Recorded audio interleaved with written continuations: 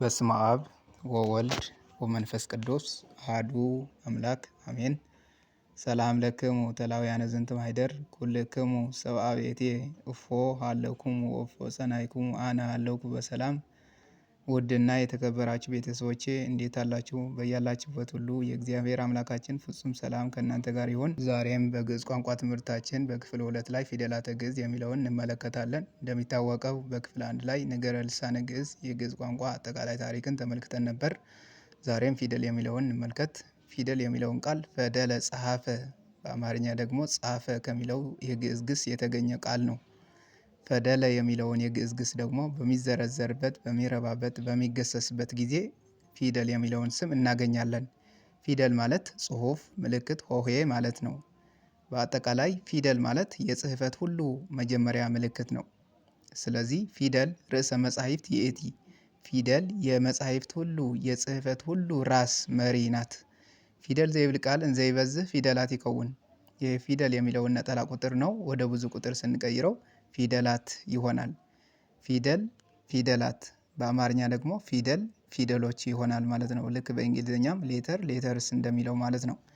ለምሳሌ አ የምትለዋን ነጠላ ቁጥር ብናመጣ ፊደል ናት፣ ምክንያቱም አንዲት ስለሆነች ማለት ነው።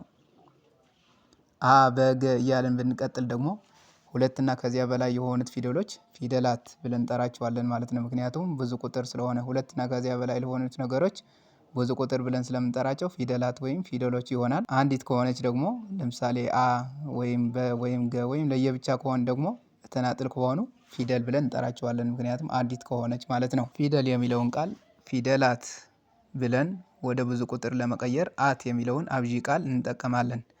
ፊደል የሚለውን የአማርኛ ቃል ደግሞ ፊደሎች ብለን ወደ ብዙ ቁጥር ለመቀየር ኦች የሚለውን አብዢ ቃል እንጠቀማለን ማለት ነው። ስለዚህ ፊደል ሲደመር ኦች ፊደሎች ይሆናል። ፊደል ሲደመር አት ደግሞ ፊደላት ይሆናል ማለት ነው።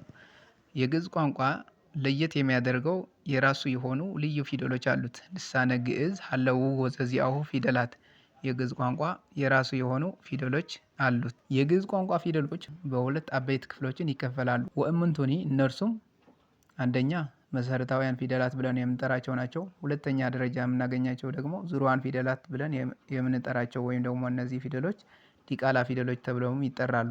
መሰረታዊያን ፊደላት ማለት በፊደል ገበታ ውስጥ በመጀመሪያ የሚገኙ የግዕዝ ቋንቋ ቁልፍ ፊደሎች ናቸው። እነዚህ መሰረታዊያን ፊደሎች እንደ ስማቸው መሰረት ናቸው፣ እንደ ስማቸው ቁልፍ ናቸው። እነዚህ መሰረታዊያን ፊደሎች እያንዳንዳቸው እስከ 7ኛው የፊደል ዝርያ ይጻፋሉ። እስከ 7ኛው የፊደል ዝርያ የሚጻፍ ደግሞ አ ኡ ኢ አ ኤ እ ኦ በተባሉት አናባቢያን ድምጾች ወይም ደግሞ ቫወልስ ናቸው። እስከ 7ኛው የፊደል ዝርያ ማለት ከካዕብ እስከ ሳብዕ ማለት ነው። አሁን ለምሳሌ ሀ ግዕዝ ካልን ሀ ግዕዝ፣ ሁ ካዕብ፣ ሂ ሳልስ፣ ሀ ራብዕ፣ ሄ ሐምስ፣ ህ ሳድስ፣ ሆ ሳብዕ የተባሉት እነዚህ ማለት ነው። ካዕብ ማለት ሁለተኛ፣ ሳልስ ሶስተኛ፣ ራብዕ አራተኛ፣ ሐምስ አምስተኛ፣ ሳድስ ስድስተኛ፣ ሳብዕ ሰባተኛ። ስለዚህ እነዚህ እስከ 7ኛ ዝርያ እስከ 7ኛ ቅርንጫፍ አይጹቅ የሚጻፉ ከሆኑ እነዚህ መሰረታዊያን ፊደላት ተብለው ይጠራሉ ማለት ነው። ለምሳሌ ስንመለከት ሀ የምትለዋን ፊደል ወሰድን። እቺ ሀ የምትለዋን ፊደል ተናባቢ ናት። አሁን ይሄ አ የሚለውን ድምፅ ደግሞ አናባቢ ነው። ስለዚህ እቺ አናባቢ ድምፅ ከተነባቢ ድምፅ ከሀ ስንደምራት እዚህ ሀ የሚለውን ተናባቢ ድምፅ ይሰጠናል ማለት ነው። አሁን ወደ ካዕብ ስናመጣው ደግሞ ይሄንን ኦ የሚለውን አናባቢ ኦ የሚለውን የካዕብን ድምፅ ወሰድን። ሀ ሲደመር ኡ ሆ የሚለውን ተናባቢ ድምፅ ሰጠን ማለት ነው። ይህን እዚህ ጋር ተናባቢ ድምፁ ሆ የሚል ሆነ ማለት ነው። ለምን? አናባቢያን ድምፆች ከተነባቢያን ድምፆች ወይም ደግሞ ከኮንሰናንት ተብለው የሚጠሩ እነዚህ ጋር ሲደመሩ ድምፁን መቀየር ነው ስራቸው ማለት ነው። ስለዚህ እነሱ ይወጣሉ። ድምፁ ግን የእነሱ ድምፃቸው ግን ለተነባቢን ድምፅ ይሰጣሉ ማለት ነው። አሁን ለተነባቢን ድምፅ አስረክበው ቦታቸውን ለቀው ይወጣሉ። አሁን እዚህ ጋር ሆ ሆነ ማለት ነው። እንደዚህ እያለ እስከ ሆ ድረስ ማለት ነው። ሂ ሃ ሄ ህ ሆ እስከሚሉ ድረስ በዚህኛው ፎርሙላ ይሰራሉ። መሰረታዊያን ፊደላተ ግዕዝ እስራው ስድስቱ ውእቶሙ። መሰረታዊያን የተባሉት የግዕዝ ቋንቋ ፊደሎች ብዛታቸው 26 ናቸው። ይሁን እንጂ እነዚህ 26 ያልናቸው የመጀመሪያዎችን ብቻ በመቁጠር ነው። የመጀመሪያዎችን ማለት አንደኛዎች የሆኑት ብቻ ማለት ነው። ግዕዝ የሆኑትን ብቻ በመቁጠር ወደ ቁልቁል ስንጽፍ 26 ይሆናሉ። ወደ ጎን ግን እስከ ሰባተኛው ዝርያ ይጻፋሉ ብለናል። ስለዚህ 7 ሲባዛ በ26 182 ይሆናል። ከላይ ወደ ታች ወይ ደግሞ ቁልቁል ሲጻፉ ሁለት አይነት የአቀማመጥ ስርዓትን ይከተላሉ። ወእምንቶኒ እነርሱም በአ የሚጀምር ቀዳማዊ የተባለ የመጀመሪያ አቀማመጥ ስርዓትና በሀ የሚጀምር በኋለኛው የመጣ ዳህራዊ አቀማመጥ ስርዓት ናቸው። እነዚህ ሁለቱንም ቀዳማዊና ዳህራዊ የፊደላት አቀማመጥ ስርዓትን በንጽጽር እንመልከት።